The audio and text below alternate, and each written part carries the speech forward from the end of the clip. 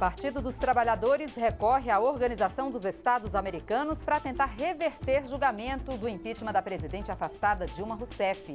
Integrantes da bancada feminina entram com representação contra o deputado pastor Marco Feliciano por quebra de decoro parlamentar. E esta edição destaca também: o projeto em análise na Câmara prevê a castração química como alternativa à pena para condenados por crimes sexuais. Conselho de Ética da Câmara instaura processo por quebra de decoro contra 3 deputados.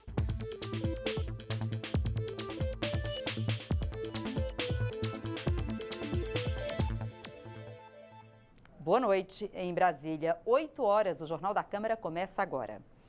Os deputados se reuniram hoje em plenário para continuar a votação dos destaques ao projeto que renegocia a dívida dos estados com a União. O texto base da proposta foi aprovado já na madrugada desta quarta-feira, depois de muito debate e negociações. Mas com um quórum baixo na sessão de hoje, foi adiada a análise dos destaques, que são sugestões de mudanças no projeto. O líder do governo, o deputado André Moura, foi um dos que defenderam que a análise desses destaques fique para as próximas sessões. O Conselho de Ética da Câmara instaurou processo por quebra de decoro parlamentar contra os deputados Jean Willis, do PSOL do Rio de Janeiro, Vladimir Costa, do Solidariedade do Pará e Laerte Bessa, do PR do Distrito Federal. O colegiado também sorteou os possíveis relatores de cada um dos 3 casos. O deputado Jean Willis, do PSOL do Rio de Janeiro, foi acusado de tentar ligar os deputados Jair Bolsonaro, Marco Feliciano e Eduardo Bolsonaro ao atentado de Orlando. Essa acusação será analisada por um dos 3 deputados sorteados para a relatoria, que foram Júlio Delgado, do PSB de Minas Gerais, Capitão Augusto, do PR de São Paulo e Silas Câmara, do PRB do Amazonas. Quanto ao deputado Vladimir Costa, o PT alega que ele teria ofendido o partido em um debate travado no próprio Conselho de Ética. Para relatar este processo, foram sorteados os deputados Subtenente Gonzaga, do PDT de Minas Gerais, Betinho Gomes, do PSDB de Pernambuco e Nelson Marquesan Júnior, do PSDB do Rio Grande do Sul. Já o deputado Laerte Bessa, do PR do DF, foi acusado pelo PT de ter quebrado o decoro parlamentar ao xingar a presidente afastada Dilma Rousseff. No caso, foram sorteados 3 nomes: Sérgio Moraes, do PTB do Rio Grande do Sul, professor Vitório Gale, do PSC do Mato Grosso e Mauro Lopes, do PSDB de Minas Gerais. O deputado Jair Bolsonaro também responde à representação no Conselho. Ele é acusado de fazer apologia ao crime de tortura durante a votação do impeachment. O presidente do Conselho já havia feito o sorteio, mas como houve uma desistência, hoje foi realizado novo sorteio. Os sorteados foram os deputados Odorico Monteiro, do PROS do Ceará, João Carlos Bacelar, do PR da Bahia e Silas Câmara, do PRB do Amazonas. O presidente do Conselho explicou como conduzirá a escolha dos relatores. Eu sempre converso com os relatores, com os 3 relatores, para ver aquele que se adequada melhor a relatar o processo. O presidente do Conselho de Ética, José Carlos Araújo, afirmou ainda que até quarta-feira da semana que vem deve anunciar os 4 nomes escolhidos para as relatorias. Lideranças indígenas e quilombolas entregaram nesta quarta-feira uma pauta de reivindicações ao presidente da Câmara, deputado Rodrigo Maia, do Democratas do Rio de Janeiro. Os índios foram recebidos no gabinete da presidência e pediram trabalhos da CPI da FUNAI e do INCRA. A CPI funciona desde novembro do ano passado para investigar denúncias de irregularidades na demarcação de terras indígenas e quilombolas. A previsão é que a CPI se encerre na próxima quarta-feira, mas, de acordo com o movimento indígena, há um esforço da bancada ruralista para pedir a prorrogação dos trabalhos. No documento entregue ao presidente da Câmara, os índios pedem o arquivamento da proposta que permite o arrendamento das áreas indígenas e também um maior diálogo com o governo. Colocamos também o nosso repúdio relacionado à transferência do INCRA para a Casa Civil, o que tem dificultado a nossa comunicação, inclusive com o órgão, que outrora estava no MDA, mas com a nova formato da política brasileira, ele terminou sendo transferido para o INCRA. E isso tem dificultado bastante, inclusive nem abrimos ainda um espaço de diálogo com o INCRA após essas mudanças. O presidente da Câmara, Rodrigo Maia, definiu a data para o julgamento do processo por quebra de decoro parlamentar contra o deputado afastado Eduardo Cunha. Ele foi afastado pelo Supremo Tribunal Federal da presidência da Câmara. No dia 12 de setembro, o processo será submetido à apreciação do plenário. Representantes do Ministério Público e de juízes federais foram ouvidos nesta quarta-feira na Comissão Especial da Câmara, que analisa as medidas de combate à corrupção. Sentados lado a lado, os representantes das categorias que operam o sistema judicial brasileiro elogiaram a iniciativa que pretende dar ao Estado instrumentos mais eficazes de combate à corrupção. Os convidados afirmaram aprovar as medidas, mas também fizeram questão de defender os pontos que consideram mais importantes. O presidente da Associação dos Juízes Federais defendeu, por exemplo, o fim do foro privilegiado, medida que não está no projeto, por ser uma proposta de emenda à Constituição já em análise na Câmara. Por fim ao foro privilegiado e possibilitar o cumprimento da pena logo após o julgamento em segundo grau, isso aliviará a grande queixa da população de impunidade e também do não cumprimento da pena. Nós temos um sistema recursal no Brasil bastante abrangente, que possibilita, né, a impunidade, que possibilita a procrastinação dos processos. Né? Então, esse é um ponto central hoje para aparelhar o judiciário para combater a corrupção. O deputado Marcos Rogério concorda com as mudanças, mas cobra outras providências para que a justiça passe a funcionar de fato. Aperfeiçoamento da legislação, aperfeiçoamento das instituições, no sentido de você dar mais condições de trabalho, mais servidores, mais juízes, mais tribunais regionais federais, como é o caso aqui da Lava Jato.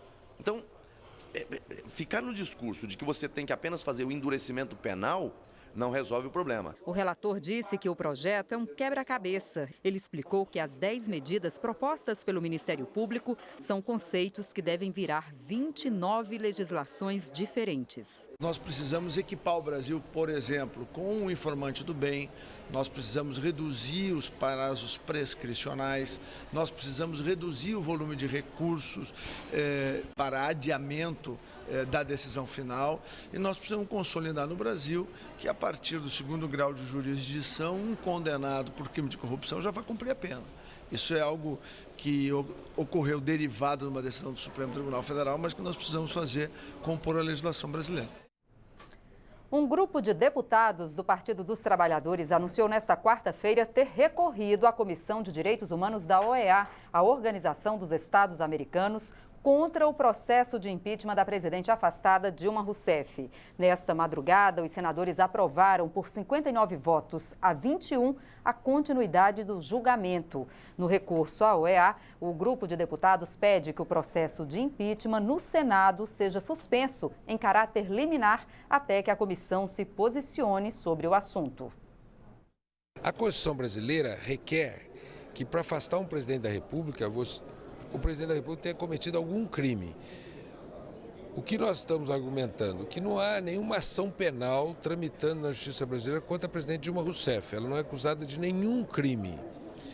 Além disso,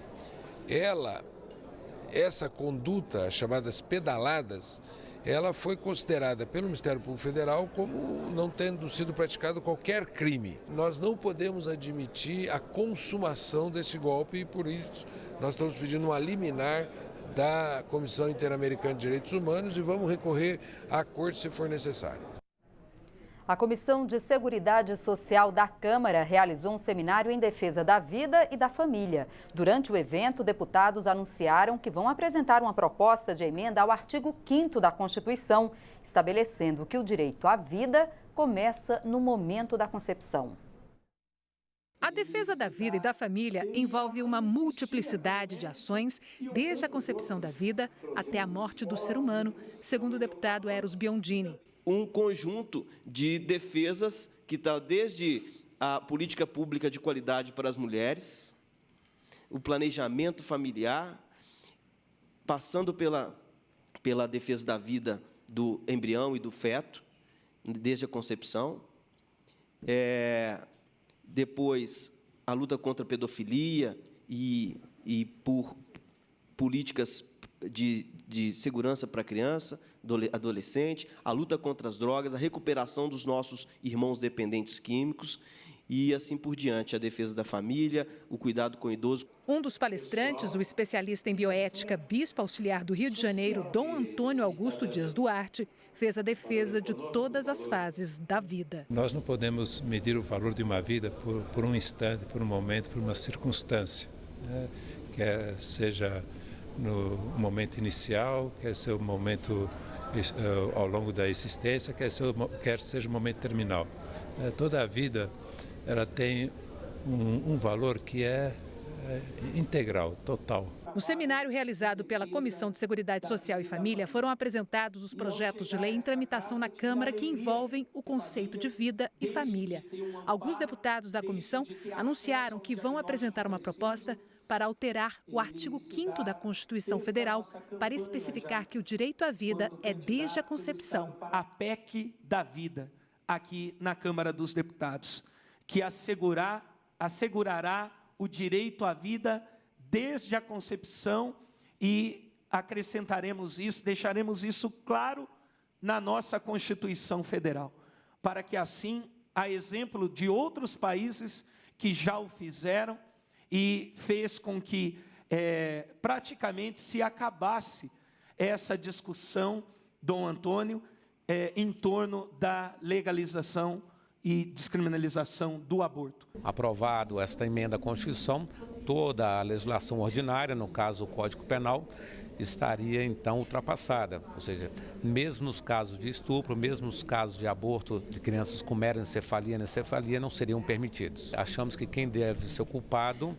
é o estuprador e não a criança inocente. Defensores da proposta acreditam que as mulheres optam pelo aborto porque não encontram amparo. Quando a mulher ela tem apoio da família, apoio da sociedade, ela faz a opção pela vida. A vida para nós tem um nome, e o nome é Jesus. Ele é o caminho, a verdade e a vida. Então, quando nós defendemos a vida, é porque nós estamos vendo Jesus em cada uma dessas pessoas. E você vai ver depois do intervalo, deputadas da bancada feminina entram com representação na Secretaria-Geral da Mesa contra o deputado pastor Marco Feliciano por suposta quebra de decoro parlamentar. E você vai ver também. Projeto em análise na Câmara prevê a castração química como alternativa à pena para condenados por crimes sexuais. A gente volta já.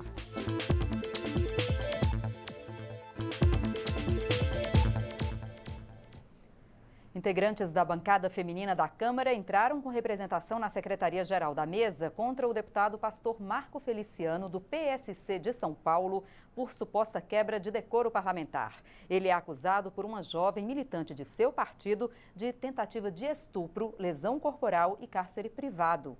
Como apenas partidos políticos e o corregedor-geral da Câmara podem pedir a investigação de deputados, o caso de Feliciano terá de ser analisado primeiro pela Corregedoria da Casa, que pode ou não submeter o caso ao Conselho de Ética. O deputado não se pronunciou sobre a representação.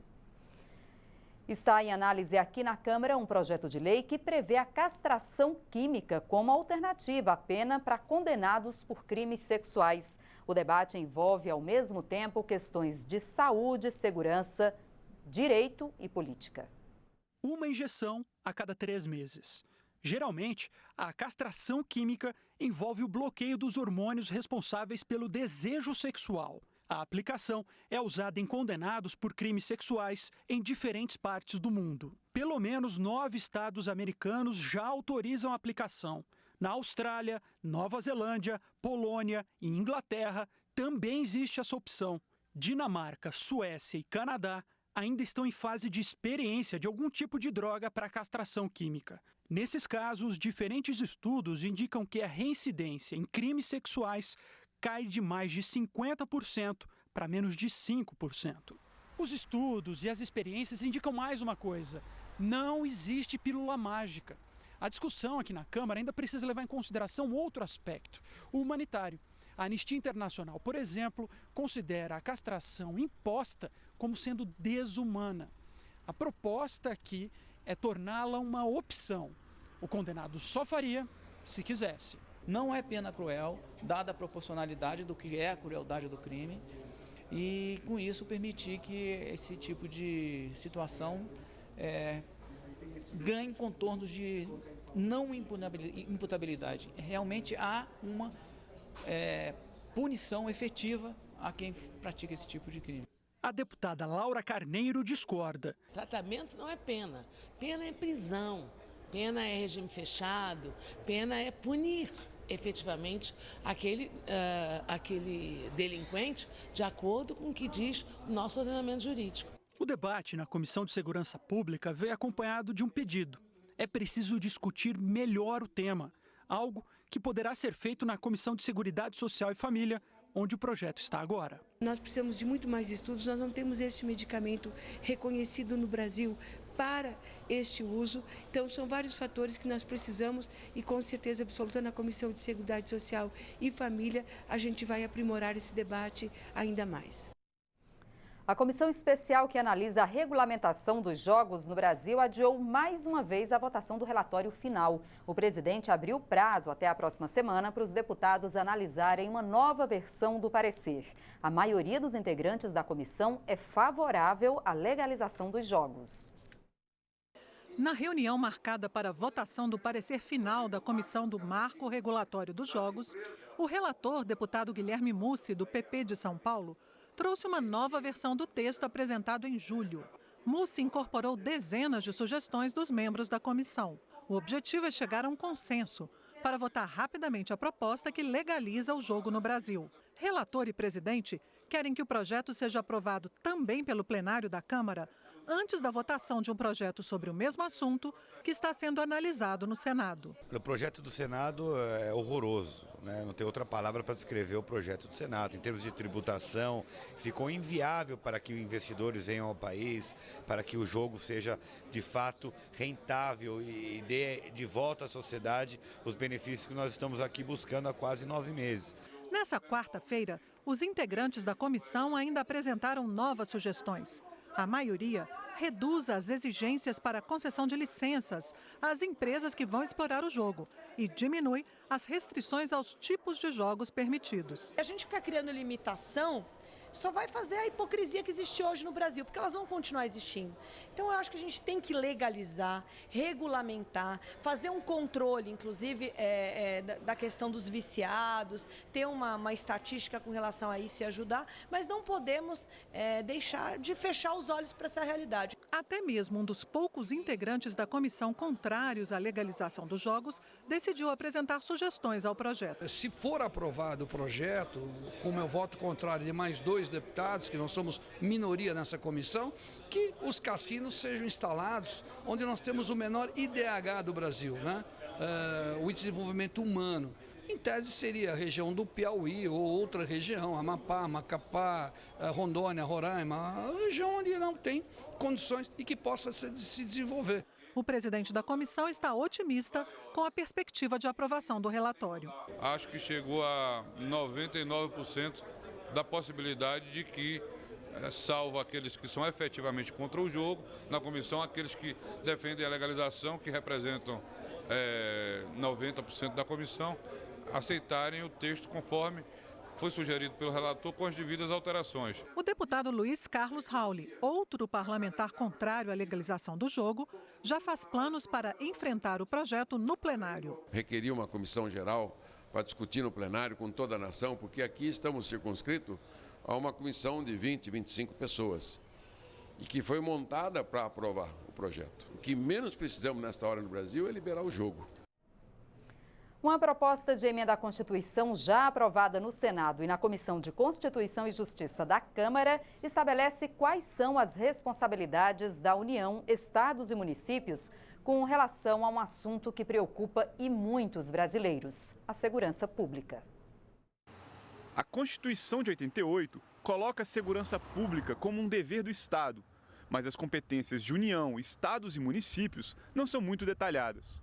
Uma proposta de emenda constitucional já aprovada no Senado e admitida pela Comissão de Constituição e Justiça da Câmara determina que a segurança pública passa a ser responsabilidade dos três, o que pode ajudar a enfrentar esta que é uma preocupação de 9 em cada 10 brasileiros. Muita tentativa de assalto e até coisas piores como estupro. Eu vi um policial agora há pouco, mas olha o tanto de pessoa transitando pela cidade. Precisa colocar o que está na Constituição, é policiamento ostensivo. A polícia está sem viatura, o armamento da polícia está sucateado. O que eu vejo dos profissionais é que eles se sentem desmotivados para exercer a profissão. Precisava melhorar, aprimorar o sistema penal, né? Alguns acham que o problema da segurança pública é ainda mais profundo. Falta a Câmara dos Deputados devolver aos pais a responsabilidade, o direito e o dever de educar os filhos. A população vai crescendo e se os pais não orientarem os seus filhos, a situação só tende, realmente, eu sinto muito em dizer, a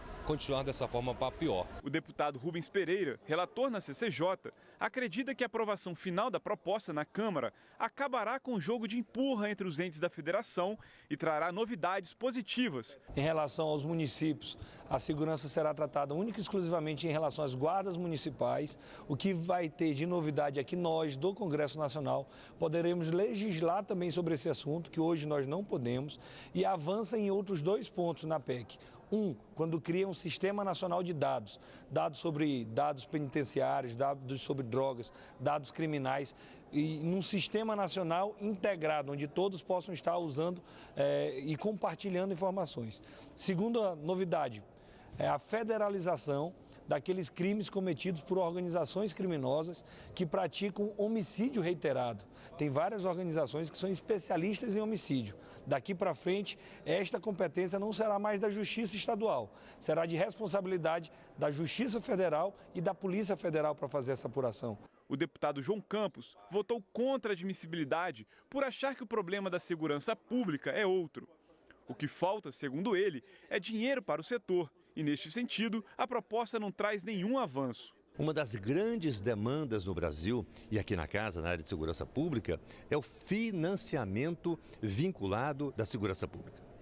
Nós temos esse financiamento na educação, temos na saúde e não temos na segurança pública. E nesse sentido ela não acrescenta nada, não coloca um centavo, não cria regras de exigência de qualidade de governança da segurança, exatamente nada. Então o que ela acrescenta é apenas conceitualmente. A proposta agora segue para análise de uma comissão especial. Deputados da Comissão de Segurança Pública e Combate ao Crime Organizado visitaram as instalações da Vila Militar no Rio de Janeiro, construída para abrigar integrantes da Força Nacional que estão ajudando a fazer a segurança dos Jogos Olímpicos. Os parlamentares constataram melhorias na infraestrutura do local. Deputados da Comissão de Segurança Pública e Combate ao Crime Organizado visitaram o Rio de Janeiro para verificar as condições de segurança para os Jogos Olímpicos. Foram convocados mais de 5.000 integrantes da Força Nacional de Segurança Pública, que enfrentaram problemas de acomodação quando chegaram à Vila Militar. Falta de camas para o policial, falta de chuveiros, as instalações não estavam adequadas, instalações sujas, a questão das diárias, a questão da jornada de trabalho. Nesse primeiro momento que nós tivemos aqui, percebe-se claramente que é uma vila totalmente nova, que a maioria dos problemas já foram resolvidos, as camas estão chegando, aquelas que porventura ainda não foram montadas já estão à disposição. Nós percebemos aqui atrás um caminhão descarregando as camas para os alojamentos. A questão dos chuveiros já foram instalados, estão funcionando, chuveiros quentes.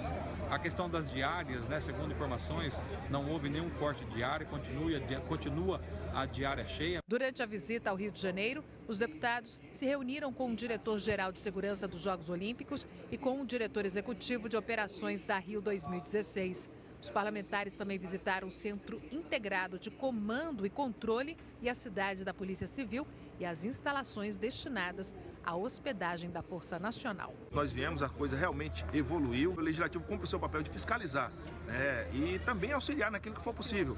O Legislativo brasileiro que não está alheio ao que está acontecendo no Brasil, e nesse caso específico a segurança do país, a segurança dos Jogos Olímpicos, num grande evento, talvez o maior evento esportivo que o Brasil vai sediar. E o Poder Legislativo teve um papel fundamental na realização das Olimpíadas no Brasil. A história dos Jogos no Rio de Janeiro remonta a 2004, quando a Câmara aprovou a criação do Bolsa Atleta. Passa pela assinatura do Ato Olímpico em 2009 e chega aos dias de hoje com os deputados estabelecendo regras para o controle antidoping. É o que mostra a reportagem especial de Tiago Ramos. Pensar que os jogos vão ser em casa, contando com torcida, é algo que faz diferença. O Brasil está preparado, sim. Vai dar certo, no final vai dar tudo certo. Acredito que possa ser a melhor participação do Brasil de todos os tempos. Eu vejo que é uma grande honra e uma grande responsabilidade. Atletas lá, políticos cá. Representar um país é sim uma grande honra. Dois grupos tão diferentes, mas com mais uma coisa em comum. Ciclo olímpico é aquele tempo de treino e preparação de um atleta até chegar à competição. De certa maneira, o Congresso também viveu algo parecido. Pela Câmara passaram as leis e regras que criaram a base legal para a realização dos Jogos. Daí, uma espécie de ciclo olímpico parlamentar, que pode ter começado lá no ano 2000, quando foi apresentada na Câmara a proposta de criação do que hoje é conhecido como Bolsa Atleta. Em 2004, ela foi aprovada e virou lei. Carlos Santos, tenista paralímpico, é um beneficiado. A Bolsa Atleta, que é um diferencial muito grande para o atleta que faz jus a esse benefício, eu sou um deles, e isso me traz uma grande diferença na minha preparação para torneios, para me manter como atleta durante o ano inteiro. O programa profissionalizou o atleta e é a base do sonho de muitas medalhas na Rio 2016. A Câmara discutiu e aprovou o Ato Olímpico, que virou lei em 1º de outubro de 2009. No dia seguinte, veio o anúncio de que o Rio de Janeiro seria a cidade sede das Olimpíadas de 2016.